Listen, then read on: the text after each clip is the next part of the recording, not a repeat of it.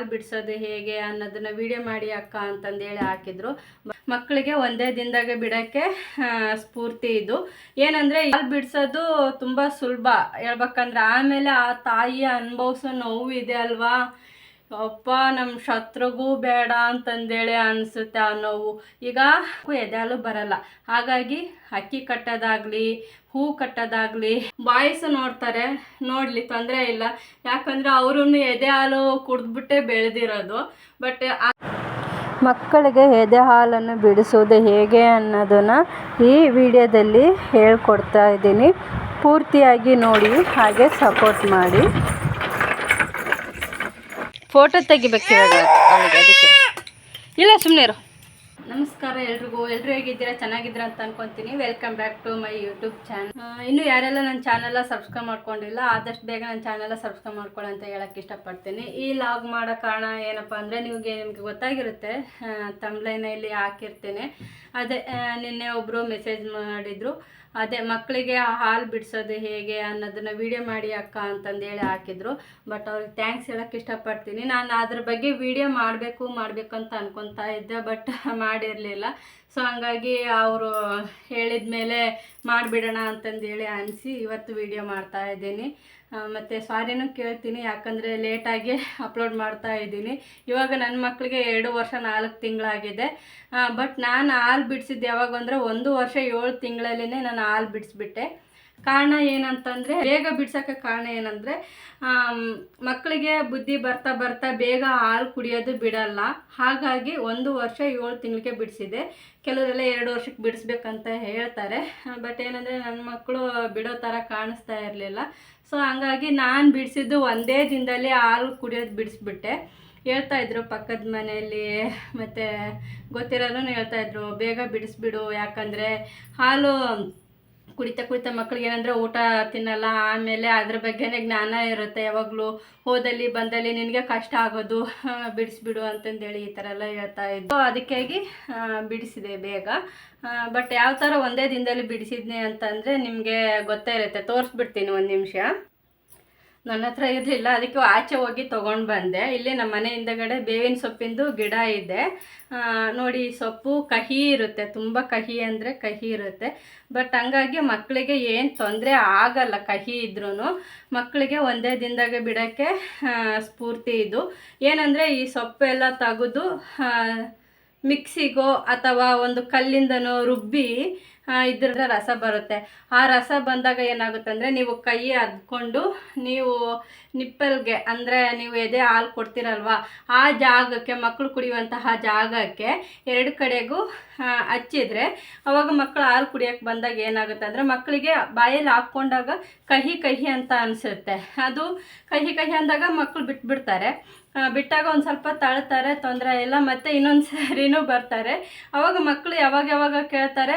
ಆ ಟೈಮಲ್ಲೆಲ್ಲ ಇದ್ರನ್ನ ರಸ ಮಾಡಿ ಇಟ್ಕೊಂಡಿರ್ತೀರಲ್ವ, ಈ ಸೊಪ್ಪಿಂದು ಬೇವಿನ ಸೊಪ್ಪು, ಈ ರಸನ ನೀವು ಹಚ್ಕೊತಾ ಇದ್ದಾಗ ಮಕ್ಕಳು ಬೇಗ ಒಂದೇ ದಿನದಲ್ಲಿ ಬಿಟ್ಬಿಡ್ತಾರೆ, ತೊಂದರೆ ಇಲ್ಲ. ಬಟ್ ನನಗೆ ಏನಂದರೆ, ನನ್ನ ಟ್ವಿನ್ ಬೇಬೀಸಲ್ಲಿ ಚಿಕ್ಕ ಮಗಳು ತುಂಬ ಅಡಿಕ್ಟ್ ಆಗಿದ್ಲು, ಅಂದರೆ ಹಾಲು ಕುಡಿಯೋದಕ್ಕೆ. ಅವಳು ಎಲ್ಲಿ ಹೋದ್ರು ಪ್ರತಿಯೊಂದಕ್ಕೂ ಬರೀ ಹಾಲೇ ಬೇಕಾಗಿತ್ತು. ದೊಡ್ಡವಳು ಅಷ್ಟೊಂದು ಕುಡಿತಾ ಇರಲಿಲ್ಲ ನನ್ನ ಹತ್ರ. ಬಟ್ ಏನಂದರೆ ಕಷ್ಟ ಆಗಿದ್ದೇನೆಂದರೆ, ಋತಿಕಾ ಅವಾಗವಾಗ ನೆನಪು ಮಾಡ್ಕೊತಾ ಇದ್ಲು, ಹಾಲು ಬೇಕಂತ ತುಂಬ ಅಳ್ತಾಯಿದ್ಲು. ರಾತ್ರಿ ಎಲ್ಲ ಅಳ್ತಾಯಿದ್ಲು ಪಾಪ. ಅಳ್ತಾಯಿದ್ರೆ ನನಗೆ ಬೇಜಾರಾಗೋದು, ಹಾಲು ಕೊಟ್ಬಿಡ್ಲಾ ಅಂತಂದೇಳಿ ಈ ಥರ ಎಲ್ಲ ಅನಿಸೋದು. ಅನಿಸಿದಾಗ ಋಷಿಕಾ ನಮ್ಮ ಒಂದೇ ದಿನದಲ್ಲಿ ಅವಳು ಬಿಟ್ಬಿಟ್ಲು, ಅವ್ಳದ್ದೇನು ತೊಂದರೆ ಆಗಲಿಲ್ಲ, ನಾನು ಅವಳು ಬಿಡಲ್ಲ ಅಂತಂದು ಅಂದ್ಕೊಂಡಿದ್ದೆ. ಅವಳು ಒಂದೇ ದಿನದಲ್ಲಿ ಮರ್ತೋದ್ಲು. ಋತಿಕಾ ಅಂದರೆ ನೆನಪಾದಾಗೆಲ್ಲ ಎದ್ದು ಅಳ್ತಾ ಇದ್ಲು. ಹಾಲು ಕೊಡೋಕೆ ಹೋದರೆ ಅದು ಕಹಿ ಇರ್ತಿತ್ತಲ್ಲ, ನೆನಪು ಮಾಡಿಕೊಂಡು ತೂ ಯಾಕಂತಂದೇಳಿ ಬಿಟ್ಬಿಡ್ತಾ ಇದ್ಲು. ಋತಿಕಾ ಸ್ವಲ್ಪ ಅದೇ ಪ್ರಾಬ್ಲಮ್ ಅಷ್ಟೇ ಅವಳದು. 3 ದಿನದವರೆಗೂ ನೆನಪು ಮಾಡ್ಕೊತಾನೇ ಇದ್ಲು ದೊಡ್ಡವಳು. ಆಮೇಲೆ ಅವಳು ಬಿಟ್ಬಿಟ್ಲು. ಬಟ್ ಹಾಲು ಬಿಡಿಸೋದು ತುಂಬ ಸುಲಭ ಹೇಳ್ಬೇಕಂದ್ರೆ, ಆಮೇಲೆ ಆ ತಾಯಿ ಅನುಭವಿಸೋ ನೋವು ಇದೆ ಅಲ್ವಾ, ಅಪ್ಪ ನಮ್ಮ ಶತ್ರುಗೂ ಬೇಡ ಅಂತಂದೇಳಿ ಅನಿಸುತ್ತೆ ಆ ನೋವು. ಈಗ ಆ ಥರ ತುಂಬ ಗಡ್ಡೆ ಆಗ್ಬಿಟ್ಟಿರುತ್ತೆ, ಎದೆ ತುಂಬ ದಪ್ಪ ಆಗಿ ಗಡ್ಡೆ ಆಗ್ಬಿಟ್ಟಿರುತ್ತೆ, 2 ಕಡೆಗೂ ಗಡ್ಡೆ ಆಗ್ಬಿಟ್ಟಿರುತ್ತೆ. ಯಾಕಂದರೆ ಹಾಲು ಕುಡಿಯೋದು ಸಡನ್ನಾಗಿ ನಾವು ಬಿಡಿಸಿರ್ತೀವಿ ಅಲ್ವಾ, ಹಾಲು ಬರೋದನ್ನು, ಉತ್ಪತ್ತಿ ಆಗೋದನ್ನು ನಾವು ಸ್ಟಾಪ್ ಮಾಡಿರ್ತೀವಿ.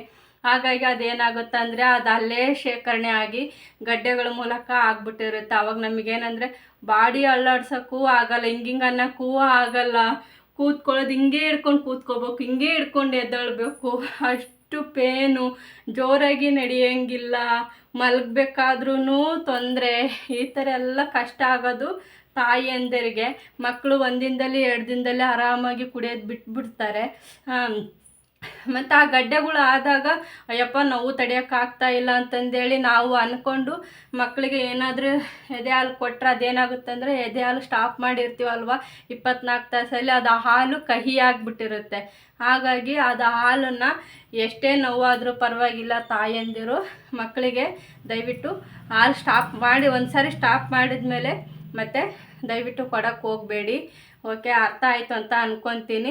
ಆಮೇಲೆ ತಾಯಿಗೆ ಎದೆ ನೋವು ಜಾಸ್ತಿ ಆದಾಗ ಏನು ಮಾಡಬೇಕು ಅಂತಂದರೆ, ಕೆಲವರೆಲ್ಲ ಹೇಳ್ತಾರೆ ಹಾಲು ಸ್ಟಾಪ್ ಆಗೋದಕ್ಕೆ ಅಕ್ಕಿ ಕಟ್ಟಿರಿ, ಇಲ್ಲಾಂದ್ರೆ ಅದೇನೋ ಹೂವು ಕಟ್ಟಿ ಆಮೇಲೆ ಹಾಲು ಸ್ಟಾಪ್ ಆಗುತ್ತೆ ಅಂತಂದೇಳಿ ಹೇಳ್ತಾರೆ. ದಯವಿಟ್ಟು ಯಾರು ಆ ತಪ್ಪನ್ನ ಮಾಡೋಕ್ಕೆ ಹೋಗಬೇಡಿ. ಅಕಸ್ಮಾತ್ ನೀವು ಆ ಥರ ಕಟ್ಟಿದರೆ ಈಗ ನೆಕ್ಸ್ಟ್ ಮಕ್ಕಳು ಬೇಕು ಅಂತಂದೇಳಿ ಮಕ್ಕಳಾದಾಗ ನಿಮಗೆ ಎದೆ ಹಾಲು ಬರಲ್ಲ, ಯಾವುದೇ ಕಾರಣಕ್ಕೂ ಎದೆ ಹಾಲು ಬರಲ್ಲ. ಹಾಗಾಗಿ ಅಕ್ಕಿ ಕಟ್ಟೋದಾಗಲಿ, ಹೂವು ಕಟ್ಟೋದಾಗಲಿ, ಈ ಥರ ಎಲ್ಲ ಮಲ್ಲಿಗೆ ಹೂವು ಅದೇನೋ ಹೂವು ಅಂತ ಹೇಳ್ತಾರೆ ಕೆಲವರು, ಅದನ್ನೆಲ್ಲ ಕಟ್ಟೋಕ್ಕೆ ಹೋಗಬೇಡಿ. ಯಾಕಂದರೆ ನೆಕ್ಸ್ಟ್ ಮಕ್ಕಳಾದಾಗ ಹಾಲು ಖಂಡಿತವಾಗಿ ಎದೆ ಹಾಲು ಬರಲ್ಲ. ಹಾಗಾಗಿ ಅದಕ್ಕೆ ಸೊಲ್ಯೂಷನ್ ಏನಂದರೆ, ನೆಕ್ಸ್ಟ್ ಮಕ್ಕಳಾದ್ರೂ ನಮಗೆ ಎದೆ ಹಾಲು ಆರಾಮಾಗಿ ಬರಬೇಕು ಅಂತಂದರೆ ನೀವೊಂದು ಕೆಲಸ ಮಾಡಿ, ಊಟ ಮಾಡ್ತೀರಲ್ವ, ಬೆಳಗ್ಗೆ ತಿಂಡಿ ತಿಂತೀರ, ಮಧ್ಯಾಹ್ನ ಊಟ, ರಾತ್ರಿ ಊಟ, ಈ ಥರ ಮಾಡಿದಾಗ ಏನಾಗುತ್ತೆ ಅಂತಂದರೆ, ಊಟ ಮಾಡಿದ ತಕ್ಷಣವೇ ನೀವು ತಟ್ಟೆಯಲ್ಲಿ ಕೈ ತೊಳ್ಕೊಳ್ಳಿ. ಕೆಲವರಿಗೆ ತಟ್ಟೆಯಲ್ಲಿ ಕೈ ತೊಳ್ಕೊಂಡು ಅಭ್ಯಾಸ ಇಲ್ಲ. ಸೊ ಹಂಗಾಗಿ ನಾನು ಹೇಳ್ತಾ ಇದ್ದೀನಿ, ಆ ಟೈಮಲ್ಲಿ ಆದರೂ ತಟ್ಟೆಯಲ್ಲಿ ಕೈ ತೊಳ್ಕೊಳ್ಳಿ. ಕೈ ತೊಳ್ಕೊಂಡಿದ್ದು ಎಂಜಲು ನೀರು ಇರುತ್ತಲ್ವ, ಎಂಜಲು ನೀರನ್ನು 2 ಕಡೆಗೆ ಹಿಂಗೆ ಸೌರಿ. ಬಟ್ ಹಿಂಗೆ ತೋರಿಸ್ತಾ ಇದ್ದೀನಿ ಅಂತಂದೇಳಿ ನನಗೇನು ನಾಚಿಕೆ ಅಂತ ಏನು ಇಲ್ಲ ನಿಜ ಹೇಳ್ಬೇಕಂದ್ರೆ. ಯಾಕಂದರೆ ಕೆಲವೊಂದು ಹೆಣ್ಮಕ್ಳಿಗೆ ಇದು ಉಪಯೋಗ ಆಗಲಿ ಅನ್ನೋ ಒಂದೇ ಕಾರಣಕ್ಕೆ ನಾನು ಈ ಆಗಲಿ ಪ್ರತಿಯೊಂದನ್ನು ನಾನು ನಿಮ್ಗೆ ಅರ್ಥ ಆಗಲಿ ಅನ್ನೋ ಒಂದು ಕಾರಣಕ್ಕೆ ಈ ಥರ ತಿಳಿಸ್ತಾ ಇದ್ದೀನಿ ಅಷ್ಟೇ.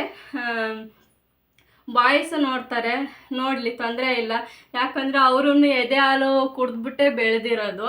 ಬಟ್ ಅದೇ ಕಾರಣಕ್ಕೆ ನನಗೆ ನಾಚಿಕೆ ಅಂಥದ್ದು ಏನಿಲ್ಲ, ಪ್ರತಿಯೊಂದೂ ಅರ್ಥ ಆಗಲನ್ನೋ ಒಂದು ಕಾರಣಕ್ಕೆ ಹೇಳ್ತಾ ಇದ್ದೀನಿ. ಓಕೆ, ಆಮೇಲೆ ಎಂಜಲ್ ಕೈಯಲ್ಲಿ ತೊಳೆದಿರ್ತೀರಲ್ವ, ಅದನ್ನು 2 ಕಡೆಗೆ ಈ ಥರ ತೆಗೆದು ಚರ್ಮಕ್ಕೆ ಅಂದರೆ ನಿಪ್ಪಲ್ಗೆ ಕೈ ಹಾಕಿ ಸರಿಯಾಗಿ ಹಿಂಗೆ ಈ ಥರ ಹಿಂಗೆ ಉಜ್ಕೊಳ್ಳಿ ಎಂಜಲು ನೀರನ್ನು. ಈ ಕಡೆ ಬೆಳಿಗ್ಗೆ ತಿಂಡಿ ಆಗೋ ತಡ ಕೈ ತೊಳೆದಿದ್ದ ನೀರನ್ನು, ಅಂದರೆ ಕೈ ಕ್ಲೀನಾಗಿ ತೊಳೆಯೋಕ್ಕೆ ಹೋಗಬೇಡಿ. ಅದರ ಭದ್ರ ತೊಳಿತಾರಲ್ಲ, ಸ್ವಲ್ಪ ಮೆತ್ಕೊಂಡಿರುತ್ತೆ, ಅದರ ಭದ್ರ ತೊಳಿಕೊಂತಾರಲ್ವ, ಆ ಕೈಯಿಂದನೇ ಉಜ್ಕೊಳ್ಳಿ ಆ ಕಡೆ ಈ ಕಡೆ. ಅದು 24 ತಾಸು ಅಥವಾ 2 ದಿನದಲ್ಲಿ ನಿಮಗೆ ನೋವು ಆರಾಮಾಗಿ ಕಡಿಮೆ ಆಗುತ್ತೆ, ಹಾಲು ಬರೋದು ಸ್ಟಾಪ್ ಆಗುತ್ತೆ, ಯಾವುದೇ ರೀತಿಲಿ ನೋವು ಆಗಲ್ಲ. ಇರುತ್ತೆ, 1 ದಿನ 1.5 ದಿನ ಇರುತ್ತೆ, ಅದು ಎಂಜಲ್ ನೀರು ಹಚ್ಕೊಳ್ಳೋ ತಡ ಕಡಿಮೆ ಆಗಲ್ಲ, ಇರುತ್ತೆ, 1-2-3 ದಿನ ಆದರೂ ಇರುತ್ತೆ. ಬಟ್ ಏನಂದರೆ ನೆಕ್ಸ್ಟು ನಿಮಗೆ ಬೇಬಿ ಆಗಬೇಕಂದಾಗ ಎದೆ ಹಾಲು ಬರಬೇಕಲ್ವ, ಆವಾಗ ಏನು ತೊಂದರೆ ಆಗಲ್ಲ. ಅದಕ್ಕೋಸ್ಕರ ನಾನು ಇದನ್ನೇ ಮಾಡಿರೋದು. ತಾಯಿಗೆ ನೋವು ಬೇಗ ಕಡಿಮೆ ಆಗುತ್ತೆ. 3 ಟೈಮನ್ನು ಈ ಥರ ಮಾಡಿ, ಯಾವಾಗ ಊಟ ಮಾಡ್ಕೊತೀರ ಅವಾಗೆಲ್ಲ ಎಂಜಲ್ ನೀರನ್ನು 2 ಕಡೆಗೆ ಒರೆಸ್ಕೊಳ್ಳಿ. ನಿಮಗೆ ಅರ್ಥ ಆಗಿದೆ ಅಂತ ಅನ್ಕೊತೀನಿ. ಅರ್ಥ ಆಗಿಲ್ಲ ಅಂದರೆ ಕಮೆಂಟ್ ಬಾಕ್ಸಲ್ಲಿ ತಿಳಿಸಿ, ನಾನು ಅಲ್ಲಿ ಕಮೆಂಟಲ್ಲಿ ನಿಮಗೆ ಹೇಳ್ಕೊಡ್ತೀನಿ. ಓಕೆ, ಇಷ್ಟೇ, ಇನ್ನೇನಿಲ್ಲ. ಮಕ್ಕಳದು ಇದೆ, ಬೇವಿನ ಸೊಪ್ಪು ರಸ ಹಚ್ಕೊಳ್ಳಿ, 1 ದಿನದಲ್ಲಿ ಬಿಡ್ತಾರೆ ಮಕ್ಕಳು. ಅದಾದಮೇಲೆ ತಾಯಿಗೆ ನೋವಾದಾಗ ಅದೇ ಎಂಜಲ್ ನೀರನ್ನು 2 ಕಡೆ ಹಚ್ಕೊಳ್ಳಿ. ಆವಾಗ ಸ್ವಲ್ಪ ಗಡ್ಡೆಗಳೆಲ್ಲ ಕರಗುತ್ತೆ. ಅದೇನು ಐಸ್ಗಡ್ಡೆ ತಿಕ್ಕಿ ಅದು ತಿಕ್ಕಿ ಇದು ತಿಕ್ಕಿ ಅಂತ ಹೇಳ್ತಾರೆ, ಅದು ಮಾಡಿದ್ರೂ ಬೇಗ ಆದಷ್ಟು ಇದಾಗಲ್ಲ, ಕರಗಲ್ಲ. ಅದಕ್ಕೋಸ್ಕರನೇ ನಾನೇನು ಒಂದಿನ ಟ್ರೈ ಮಾಡಿದೆ. ಅವರು ತುಂಬ ಗಡ್ಡೆ ಆದಾಗೆಲ್ಲ ಎಂಜಲ್ ನೀರು ಹಚ್ಚಿದಾಗೂ ಸ್ವಲ್ಪ ಇನ್ನೂ ನೋವಿತ್ತು. ನಾನು ನಮ್ಮ ಅಕ್ಕಗೆ ಕೇಳ್ತಾ ಇದ್ದೆ, ದೊಡ್ಡಕ್ಕ, ನನಗೆ 5 ಜನ ಹೆಣ್ಮಕ್ಳಲ್ವ ನಮ್ಮ ಅಕ್ಕ ಅಂದಿರು, ಅದರಲ್ಲಿ ನಮ್ಮ ದೊಡ್ಡ ಅಕ್ಕಗೆ ಕೇಳಿದೆ. ಅವ್ರಿಗೆಲ್ಲ ಅನುಭವ ಆಗಿದೆ. ಸೊ ಹಂಗಾಗಿ ನಮ್ಮಮ್ಮ ತಾಯಂದಿರು ನಮ್ಮ ಅಜ್ಜಿಯಂದಿರು ಎಲ್ಲ ಇದನ್ನೇ ಮಾಡಿರೋದು. ಅವರು ಎಂಜಲ್ ನೀರು ಹಚ್ಕೊಂಡೆ ಪೇನ್ ಎಲ್ಲ ಕಡಿಮೆ ಮಾಡ್ಕೊಂಡಿದ್ದು. ಇವಾಗ ಅವರಿಗೆ ಮಕ್ಕಳಾದ್ರೂ ಎದೆ ಹಾಲು ಚೆನ್ನಾಗಿ ಬಂದಿದೆ, ಮಕ್ಕಳಿಗೆ ಕೊಟ್ಟಿದ್ದಾರೆ. ಈ ಥರ ಎಲ್ಲ ಆಗಿದೆ. ನನ್ನ ಅನುಭವದ ಮಾತುಗಳನ್ನು ನಾನು ನಿಮಗೆ ಹೇಳ್ತಾ ಇದ್ದೀನಿ. ಕೆಲವೊಬ್ಬರಿಗೆ ಗೊತ್ತಿರಲ್ಲ, ಹಾಗಾಗಿ ಓಕೆ, ಗೊತ್ತಾಯ್ತಲ್ವಾ? ಇದು ಅನುಭವ ಆಗಿರೋದು. ಬೇಕಾದರೆ ನಿಮ್ಮ ತಾಯಂದಿರು ಅಥವಾ ಯಾರಾದರೂ ಏನಾದರೂ ಹೇಳಿದರೆ ಮಾಡಿ. ಆಮೇಲೆ ಅದು ಹೂ ಕಟ್ಟೋದು ಮತ್ತು ಅಕ್ಕಿ ಕಟ್ಟೋದು ಆ ಥರ ಎಲ್ಲ ದಯವಿಟ್ಟು ಮಾಡೋಕ್ಕೆ ಹೋಗಬೇಡಿ. ಯಾಕಂದರೆ ಒಬ್ಬೊಬ್ಬರು ನಿಮಗೆ ತಿಳಿಸಿರ್ತಾರೆ ಈ ಥರ ಹಾಲು ನೆಕ್ಸ್ಟ್ ಬರಲ್ಲ ಹಾಗೆ ಹೀಗೆ ಅಂತಂದೇಳಿ. ಅದು ಖಂಡಿತವಾಗಿ ಹೌದು. ಹಾಗಾಗಿ ಎಂಜಿಲ್ ನೀರು ಬೆಸ್ಟ್ ಅಂತಂದೇಳಿ ನಾನು ಹೇಳ್ತೀನಿ. ಇವಾಗ ನಾನು ಹಾಲು ಬಿಡಿಸಿ ಏನಿಲ್ಲ ಅಂದರೂ ಒಂದು 5-6 ತಿಂಗಳು ಮೇಲೇ ಆಗಿದೆ. ನನಗೆ ಯಾವುದೇ ರೀತಿಯ ತೊಂದರೆ ಏನೂ ಆಗಿಲ್ಲ. ಆಮೇಲೆ ಫ್ಯಾಮಿಲಿ ಪ್ಲ್ಯಾನಿಂಗು ಹೇಳಿ ಅಂತ ಹೇಳಿದ್ರಿ. ನೆಕ್ಸ್ಟ್ ಲಾಗಲ್ಲಿ ನಾನು ಅದನ್ನು ಹೇಳ್ತೀನಿ. ಇವಾಗ ಏನಂದರೆ ಅದೇ ಹಾಲು ಬಿಡಿಸೋದ್ರ ಬಗ್ಗೆನೇ ಈ ಲಾಗ್ ಆಗಿತ್ತು. ಓಕೆ, ಅರ್ಥ ಆಯ್ತು ಅಂತ ಅನ್ಕೋತೀನಿ. Thanks for watching. ಮತ್ತು ನೆಕ್ಸ್ಟ್ ಲಾಗಲ್ಲಿ ಸಿಗ್ತೀನಿ. ಅಲ್ಲಿವರೆಗೂ ಬಾಯ್ ಬಾಯ್. ಏನಾದರೂ ಡೌಟ್ ಇದ್ದರೆ ಕಮೆಂಟ್ ಬಾಕ್ಸಲ್ಲಿ ತಿಳಿಸಿ. ಇಷ್ಟು ದಿನ ವಿಡಿಯೋ ಹಾಕಿರಲಿಲ್ಲ ಇದ್ರ ಬಗ್ಗೆ, ಮಕ್ಕಳ ಬಗ್ಗೆ ಆಗಲಿ ಯಾವುದಾಗಲಿ, ದಯವಿಟ್ಟು ಕ್ಷಮೆ ಇರಲಿ. ಓಕೆ, ಬಾಯ್.